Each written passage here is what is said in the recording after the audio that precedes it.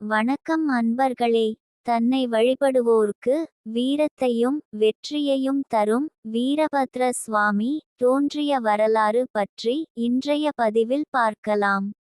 சிவனின் ஒரு அம்சம்தான் வீரபத்திரர் என்று ஒரே வரியில் சொல்லிவிடலாம்.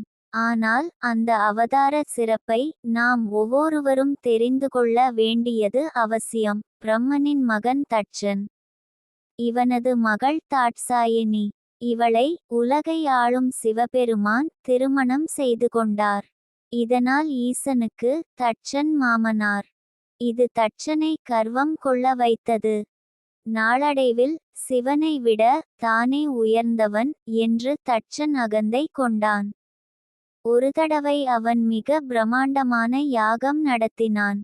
30,000 மகரிஷிகளைக் கொண்டு நடத்தப்பட்ட அந்த வேள்விக்கு ஈசனை தவிர தேவர் உலகத்தில் உள்ள அனைவரையும் அவன் அழைத்தான். சிவபெருமானை அவமதிக்க வேண்டும் என்பதற்காகவே அவரை அழைக்காமல் இந்த யாகத்தை நடத்தினான். திருமால், இந்திரன் உள்ளிட்ட 30 முக்கோடி தேவர்கள் அந்த யாகத்தில் பங்கேற்றனர். தட்சனின் மகளான தாட்சாயினியும் என் தந்தை நடத்தும் யாகத்தை காணச் செல்கிறேன், அனுமதி தாருங்கள் என்று ஈசனிடம் வேண்டினாள். ஈசன் எவ்வளவோ எடுத்துச் சொல்லியும் தாட்சாயினி கேட்கவில்லை. சிவத்தை விட சக்திதான் பெரிது என்று சொல்லிவிட்டு தட்சன் நடத்தும் யாக பகுதிக்கு வந்தாள். அங்கு வந்த பிறகு தான் ஈசனுக்கு இழைக்கப்படும் அவமானங்களை உணர்ந்தாள். தந்தை தட்சனை திருத்த அவள் செய்த முயற்சிகளுக்கு வெற்றி கிடைக்கவில்லை. கணவர் பேச்சை கேட்காமல் வந்ததற்கு தக்க தண்டனை கிடைத்து விட்டதாக வருத்தம் அடைந்த தாட்சாயினி அங்கிருந்த யாக குண்டத்தில் பாய்ந்து உயிரை போக்கிக் கொண்டாள். தாட்சாயினி மறைவு செய்தி கேட்டதும் சிவபெருமான் கடும் கோபம் கொண்டார். தட்சனையும் அவன் நடத்தும் யாகத்தையும் அழிக்க முடிவு செய்தார். அது மட்டுமின்றி நீதி நெறி தவறி தட்சனுக்கு துணை போன எல்லா தேவர்களையும் தண்டிக்கவும் அவர் முடிவு செய்தார். இதற்கு தானே நேரில் சென்று போரிடுவதற்கு பதில் தன் பிரதிநிதியை அனுப்ப தீர்மானித்தார். அதன்படி அவரது நெற்றிக்கண்ணில் இருந்து தீப்பொறிகள் வெடித்து கிளம்பின. அதிலிருந்து வீரபத்திரர் தோன்றினார்.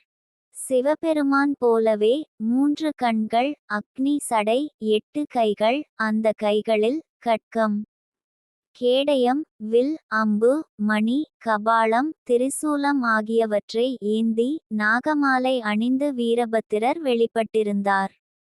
தன் அவதார நோக்கத்தை நிறைவேற்ற சிவ நிந்தனை செய்த தட்சனின் யாகம் நடந்த இடத்துக்கு உடனடியாக வீரபத்திரர் விரைந்தார். அவர் தட்சனின் தலையை வெட்டி வீசினார். தட்சனோடு சேர்ந்திருந்த எல்லா தேவர்களும் தண்டிக்கப்பட்டனர். வீரபத்திரரின் ஆவேசத்துக்கு முன்பு இனி தப்ப முடியாது என்பதை உணர்ந்த 30 முக்கோடி தேவர்களும் அடிபணிந்தனர். தாங்கள் செய்த தவறை மன்னித்து கொள்ளும்படி வேண்டினார்கள். இதையடுத்து அங்கு சிவபெருமான் ரிஷப வாகனத்தில் தோன்றினார். அவர் அருளால் 30 முக்கோடி தேவர்களும் மீண்டும் உயிர் பெற்றனர். தலை இழந்த தட்சனுக்கு ஆட்டுத்தலை பொருத்தப்பட்டது. இதுதான் வீரபத்திரர் தோன்றிய கதை.